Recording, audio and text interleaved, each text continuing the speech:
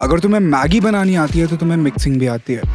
समझाता हूँ। मैगी बनाने का पहला स्टेप है कि कितना पानी डालना है। अगर तुम्हें मेरी तरह सूखी मैगी पसंद है तो कम पानी डालोगे, गीली मैगी पसंद है तो ज्यादा पानी डालोगे। बेसिकली यहाँ पे तुम मैगी और पानी के बीच का बैलेंस सेट कर रहे हो, जो गेन स्टेजिंग के बाद मिक्सिंग का पहला स्टेप है। गेन स्टेजिंग बहुत सिंपल चीज है, ये छोटी सी वीडियो देख लो। चलो अब मैगी गैस पे डल चुकी है, फिर जो खाली पैकेट पड़ा है इसको हटा देते हैं। फालतू की जगह ले रहा है, मतलब क्लीनिंग, जो हम मिक्सिंग के टाइम पे EQ से करते हैं। अब इसके बाद मिक्सिंग में हम जो भी करते हैं वो है मसाला ऐड करने की तरह, जो हम स्वाद अनुसार करते हैं। जैसे मैगी के साथ मिलने वाले मसाले के बाद मैं थोड़ा सा मैजिक मसाला भी डालता हूँ, थोड़ा पेरी पेरी डालता हूँ और थोड़ा सा चाट मसाला भी डालता हूँ। इसी तरह कंप्रेशन, रिवर्ब, डिले, सैचुरेशन और एक्साइटर जैसी चीजों का यूज करके तुम अपने मिक्स में मसाला ऐड कर सकते हो अपनी पसंद के हिसाब से। उसके बाद बस रेंडर करो और खा लो।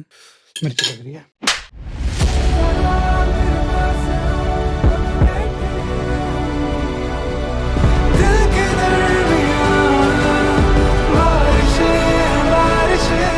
चलो अब थ्योरी खत्म, प्रैक्टिकल देखते हैं। सबसे पहले थोड़ा ऑर्गेनाइज कर लेना, थोड़ा सुंदर लगेगा डॉ, और उसके बाद बस वॉल्यूम ऊपर नीचे करना है। पूरे मिक्स के प्रोसेस में मैं सबसे ज्यादा टाइम और मेहनत इसी को देता हूँ, क्योंकि अगर बैलेंसिंग खराब हो गई तो कितना भी या कैसा भी मसाला डाल लो, मैगी खराब ही बनेगी। तो मैंने जिस ऑर्डर में ट्रैक्स को ऑर्गेनाइज किया है, मैं उसी ऑर्डर में उनको बैलेंस सीखी और कंप्रेस भी करता हूँ। तो सिंपली बस पहले ट्रैक को सोलो करो और उसका लेवल एडजस्ट करो, और उसके बाद एक एक करके बाकी ट्रैक्स को अनम्यूट करते रहो और लेवल एडजस्ट करते रहो अपनी पसंद के हिसाब से। पैड्स को बैलेंस करते वक्त मैंने बाकी एलिमेंट्स को म्यूट कर दिया, सिर्फ पियानो को मैंने ऑन रखा है, जिससे बाकी एलिमेंट्स से बिना डिस्ट्रैक्ट हुए मैं अपने ट्रैक की एम्बियंस सेट कर पाऊं। पर पियानो के साथ बैलेंस करने के बाद मैं उनको बाकी एलिमेंट्स के साथ भी सुनूंगा और एडजस्ट करूंगा जरूरत के हिसाब से। बसेस का यूज कर सकते हो, जैसे मैंने कॉयर की एक बस बना ली कॉयर को एज अ होल बैलेंस करने के लिए। और वॉल्यूम ऑटोमेशन का यूज करो, जैसे मैंने लीड वोकल्स के क्वाइट पार्ट को ऑटोमेशन का यूज करके ऊपर उठा दिया मिक्स में। अब बारी है सफाई की, मतलब EQ, जो ट्रस्ट मी बैलेंसिंग से भी ज्यादा आसान है। हाँ, जादू नहीं कर सकते,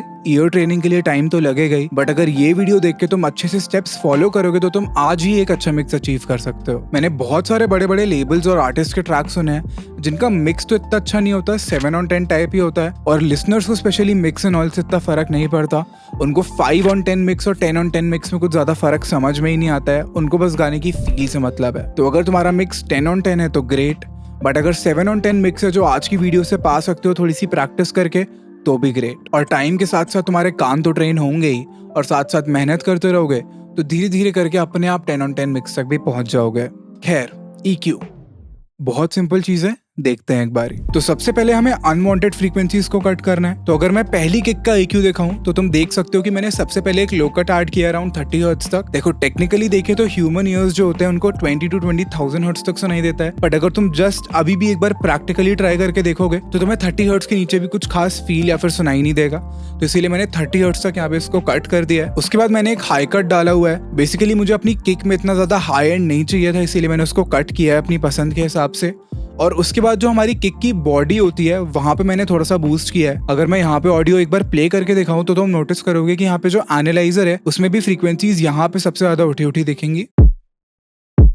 तो यूजुअली एनालाइजर में जहाँ पे भी फ्रीक्वेंसीज इतनी ज्यादा उठी उठी दिखती हैं, सबसे ज्यादा ऊपर दिखती हैं, वहाँ हमारे एलिमेंट की बॉडी होती है। तो मेरे को किक में थोड़ा सा थंप और ऐड करना था, जिसके लिए मैंने इसको लोज में बूस्ट किया है। बट अगर तुम्हें अभी समझ नहीं आ रहा है कि तुम्हें कहाँ बूस्ट करना है कहाँ बूस्ट नहीं करना है, तो कोई भी बैंड उठाओ, अपनी साउंड को प्ले करते हुए उसको इधर उधर घुमाओ, और जहाँ पे भी तुम्हें अच्छा लगे वहाँ पे उसको थोड़ा सा बूस्ट दे दो। बट अगर फिर भी तुम्हें समझ में नहीं आ रहा है तो बस उस बैंड को ऑफ कर दो और उसको ऐसे ही छोड़ दो, सिर्फ क्लीनिंग करके। बट हर बार ट्राई करना कोई फ्रीक्वेंसी फाइंड करने का बूस्ट करने के लिए, जिससे तुम्हारे कान ट्रेन होते रहेंगे। और अगर तुम्हें कोई फ्रीक्वेंसी नहीं भी मिलती है तो सिंपली उस बैंड को म्यूट कर दो, लेकिन अपने कानों को ट्रेन करते रहो। उसके बाद अगली किक का EQ भी बहुत सिंपल है। सबसे पहले एक लो कट, और इसमें मैंने थोड़ा सा ज्यादा कट किया है लोज को, क्योंकि इस वाली किक के मेरे को लोज नहीं चाहिए थे। लोज हम पहली वाली किक से ले रहे हैं। इस वाली किक का मेरे को मिड्स चाहिए था, क्योंकि ये काफी ज्यादा डिस्टॉर्टेड सी किक है, इसीलिए मैंने इसके हाइज भी थोड़े कट किए हुए हैं और लोज भी कट किए हुए हैं, और मिड्स में मैंने थोड़ा सा बूस्ट किया अपनी पसंद के हिसाब से। अगेन, अगर समझ ना आए कि कहाँ पे बूस्ट करना है तो इस बैंड को भी बंद कर दो, सिर्फ क्लीन करके छोड़ दो। और इसी तरह तुम्हें बाकी सारे एलिमेंट्स को क्लीन करना है। बस एक चीज का तुम्हें ध्यान रखना है। फॉर एग्जांपल, जो सिनेमैटिक ड्रम्स है मैं इसमें तुम्हें दिखाता हूँ, तो इन ड्रम्स में भी लो एंड अच्छा खासा है, बट यहाँ पे मैंने इसको कट कर दिया है क्योंकि इन ड्रम्स में हमें लो एंड की जरूरत नहीं है। जो हमारा लो एंड है वो हमारा बेस फिल कर रहा है, जिसपे अभी हम आएंगे,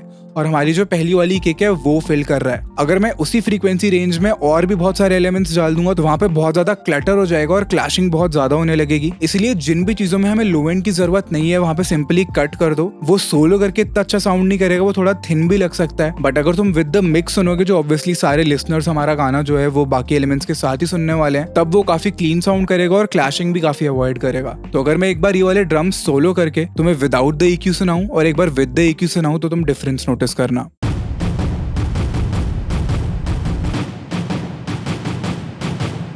तो अब अगर हम बेस की बात करें तो यहाँ पे भी मैंने किक और बेस की क्लैशिंग को कैसे फिक्स किया है एक बार उसको देखते हैं। तो सबसे पहले मैंने यहाँ पे एक अगेन लो कट किया है, बट मैंने इसको 30 से थोड़ा ऊपर ही किया है, अराउंड 60 हर्ट्ज के आसपास तक मैंने इसको लो कट किया है, जिससे जो हमारी किक का थंब वाला साउंड है वो इससे क्लैश ना करे। और उस क्लैशिंग को और अवॉइड करने के लिए मैंने हमारे बेस में एग्जैक्टली वो फ्रीक्वेंसी पे थोड़ा सा डिप किया है जहाँ पे हमने अपनी किक को बूस्ट किया था। अगेन इसी तरह पियानो को मैंने EQ किया है, लोज को मैंने काफी कट कर दिया है क्योंकि लोज की जरूरत नहीं थी, अराउंड 150 तक कट कर सकते हो इन एलिमेंट्स में। थोड़ा सा बॉडी में बूस्ट दिया और रेजोनेटिंग फ्रीक्वेंसीज को मैंने थोड़ा सा डिप किया है, जो फ्रीक्वेंसीज थोड़ी कानों में चुभती हैं, बट उनमें भी सबको कभी कट नहीं करना है। जो भी फ्रीक्वेंसीज ज्यादा तंग करें सिर्फ उनको कट करना है, वरना जो पियानो का साउंड है या किसी भी एलिमेंट का साउंड है वो अननेचुरल लगने लगेगा और इतना अच्छा नहीं लगेगा, काफी ज्यादा थिन हो जाएगा। बट अगर साउंड या फिर रिकॉर्डिंग कुछ ज्यादा ही खराब है तो तुम्हें ऑब्वियसली उसमें वो मडीनेस और वो रेजोनेंस सुनाई दे जाएगी, तो वहां पे ज्यादा डिप्स और कट्स कर सकते हो, बट उसके बाद उसको थिक वापस करना होगा, तो उसके लिए एक बार ये वीडियो देख लो। और इसी तरह मैंने बाकी सारे एलिमेंट्स को अप्रोच किया है। अगर स्ट्रिंग्स की बात करें तो ये जो फ्लोटी वायलिन है जो एकदम हायर ऑक्टेव पे चल रहे हैं, इनके लोज को मैंने काफी कट कर दिया है क्योंकि जरूरत नहीं थी, और स्लाइटली हाइज में बूस्ट किया है और थोड़ा सा मिड्स में डिप दिया है वो हार्शनेस और रेजोनेंस को कंट्रोल करने के लिए। सिमिलरली अगले टॉप वायलिन्स पे भी मैंने यही अप्रोच रखा है, जिससे थोड़े लोअर ऑक्टेव पे हैं। अगेन लो कट बहुत ज्यादा क्योंकि जरूरत नहीं थी, थोड़ा सा मिड्स में डिप किया है रेजोनेंस को कंट्रोल करने के लिए और हल्का सा हाइज में बूस्ट। अब अगर वोकल्स की बात करें तो वोकल्स को भी हम पियानो की तरह अप्रोच करते हैं। सबसे पहले थोड़ा सा लो कट, यहाँ पे इतना ज्यादा लो कट नहीं करेंगे क्योंकि देखो वोकल्स में ऐसे भी इतने ज्यादा लोज तुम्हें नहीं मिलेंगे, और अगर हम इसको बहुत ज्यादा कट करेंगे तो वो अननेचुरल साउंड करेगा। तो जहां तक भी मुझे जरूरत लगी मैंने एक लो कट दिया, इसके इसमें 94 तक दिया है। अगेन गानों की फील के हिसाब से तुम इसको थोड़ा सा ज्यादा बढ़ा सकते हो या फिर कम भी कर सकते हो, बट मेक श्योर की जो रंबल है वो हमेशा कट हो रही है। अनवांटेड साउंड जहाँ पे तुम्हें वोकल्स कुछ खास सुनाई नहीं दे रहे हैं वहां तक कट कर दो।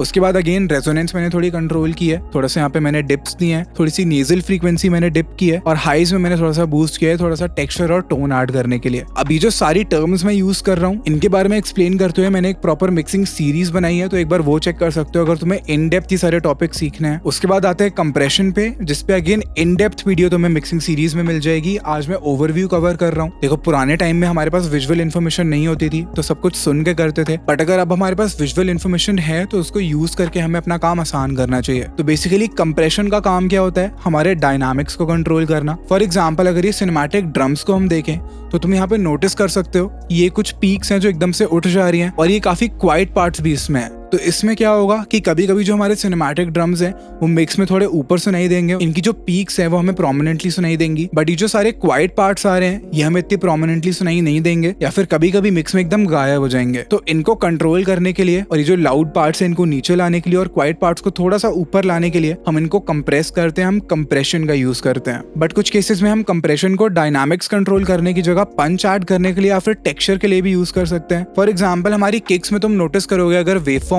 को, तो इसमें डायनामिक्स एज सच कुछ है नहीं, बस हमारी जो डिस्टॉर्टेड किक है उसमें बीच बीच में कुछ कुछ पीक्स आ रही हैं जो इतनी मेजर नहीं है, उनको हम ऐसे भी छोड़ सकते हैं, डायनामिक्स उतने हम रहने दे सकते हैं ट्रैक में। बट यहाँ पे मेरे को पंच ऐड करना था इनमें, तो मैंने पहले इन दोनों किक्स को एक सिंगल ट्रैक पे सेंड किया है, जिससे बेसिकली इसकी एक बस बन गई है और मैं इन दोनों किक्स को एज वन किक ट्रीट कर सकता हूँ। और उसके बाद मैंने उस पे एक कंप्रेसर डाला है जिससे मैंने इसको इस टाइप से कंप्रेस किया है कि वो स्क्वॉश भी ना हो जाए, बट मेरे को जो पंच ऐड करना है वो पंच भी मिल जाए। अब अगेन कंप्रेशन की सेटिंग्स को किस तरह पंच ऐड करने के लिए यूज कर सकते हैं, किस तरह क्या करने के लिए यूज कर सकते हैं, वो सारी इन्फॉर्मेशन तुम्हें कंप्रेशन की डेडिकेटेड वीडियो में बहुत इजीली मिल जाएगी। उसके बाद अगर बेस की बात करें तो अगर हम वेव फॉर्म्स के हिसाब से देखें ज्यादा डायनामिक्स हमें इसमें भी नहीं मिलेंगे, बट इस पे भी मैंने एक कंप्रेसर का यूज किया है इसको थोड़ा सा और टाइट साउंड करवाने के लिए। मेरे को टाइटनेस काफी पसंद है स्पेशली बेस में और जो भी लो एंड वाली चीजें होती हैं उसमें, क्योंकि अगर हमारे ट्रैक का लो एंड टाइट है तो हमारा ओवरऑल ट्रैक भी काफी ज्यादा टाइट साउंड करता है, क्योंकि लो एंड ही जनरली सबसे ज्यादा फैलता भी है। उसके बाद अगर हम पियानो और पैड्स की बात करें तो इनको भी मैंने एक सेपरेट ट्रैक पे सेंड कर दिया है। इनकी भी एक बस बनाई है और इनको भी एज अ होल ट्रीट करके इन पे बहुत स्लाइट कंप्रेशन अप्लाई किया है क्योंकि इतने डायनामिक्स इनमें नहीं थे। उसके बाद स्ट्रिंग्स को भी मैंने ऐसे ही ट्रीट किया है। स्ट्रिंग्स के जो सारे सेपरेट ट्रैक्स हैं उनको मैंने एक बस पे सेंड किया और उस पे कंप्रेशन अप्लाई करके मैंने इनके डायनामिक्स कंट्रोल किया।